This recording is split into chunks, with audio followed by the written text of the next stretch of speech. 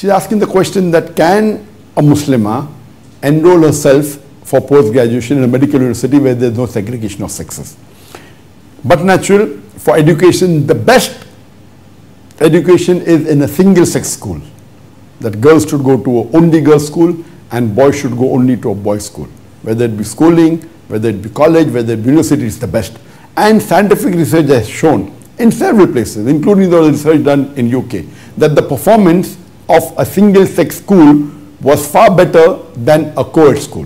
When co-ed school, the girl and the boy is more involved in trying to impress the opposite sex than to study. So research says that studying in a single-sex school, this research done by non-Muslim, the results are much better. But Islamically, for hijab reasons, best is to study in a single-sex school. Even when you go to a college and university, the best is to study in a single-sex school. But coming to your question, that if you want to do specialization, a post-graduation in dentistry, and there is no dental college which has segregation of the sexes, so can you enroll yourself? Is it permissible? And there may be times where you have to interact with your colleagues. For example, patient counseling, you have to share the same patient, take his history. I, being a doctor, am aware of it. Is it permissible?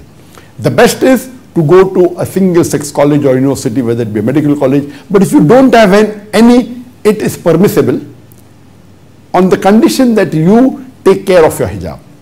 Since you say that you are doing full hijab and wearing niqab, alhamdulillah, that's very good. That is one part of it.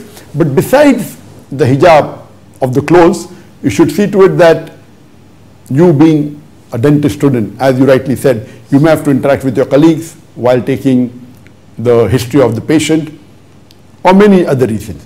Now, when you interact, see to it you unnecessarily do not interact with the opposite sex unless it's required. And whenever it's required, see to it when you interact, you lower your gaze. See to it when you talk, you should not be too complacent in your voice, as the Quran says in Surah Az-Zumar to the wives of the Prophet. Be not too complacent in your voice, lest in the opposite person, in his heart is a disease. So when you talk, see to it that you do not modulate too much or do not laugh or giggle and too much do giggling, which is there in normal universities. So if you take care, control of your speech, you see to it that you lower your gaze, you see to it to interact only when required, you see to it that you maintain a distance. All this hijab, hijab of the clothes, hijab of the eyes, hijab of the language, hijab of the body, all put together, if you do, it's totally permissible. See to it you are never alone with a nahmaram man ever.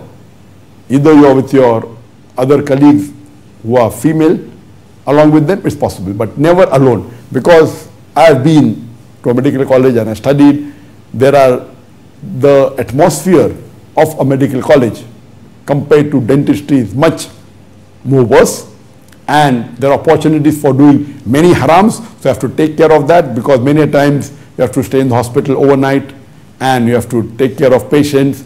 This atmosphere for the co-ed education is very vulnerable. Therefore, you have to take a precaution. If you take a precaution, it's permissible. You can enroll, see to take precaution, and you maintain your hijab. Inshallah, once you get your post-graduation, you also ask the question, is it permissible for a doctor to treat the opposite sex? The best is a male doctor should treat the male, a female doctor should treat the female doctor. This is the normal norm.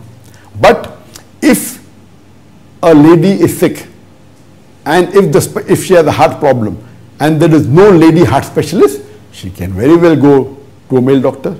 But when she goes to a male doctor, there should be a third person, there should be a female nurse, the hijab should be maintained. In this condition, Islam gives permission that a doctor can examine and look at the female patient for treatment, is permissible, and the female is allowed to be with a namaram as long as there is another lady or a maram along, it's permissible. Similarly, in your case, you said that you prefer treating only female patient as a dentist. That is the best.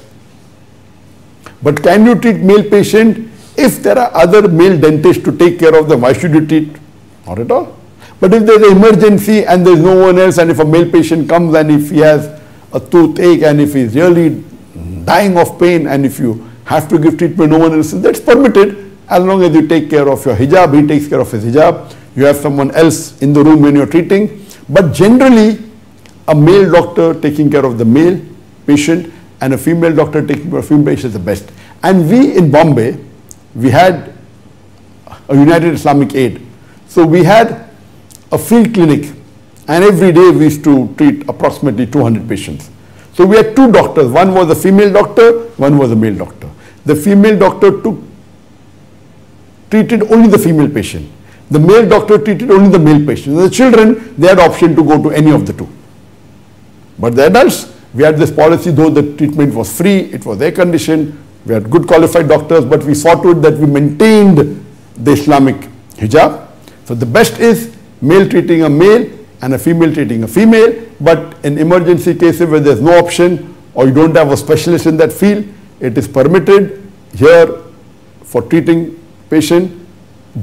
In this situation, an opposite sex can give the treatment. Hope that answers the question.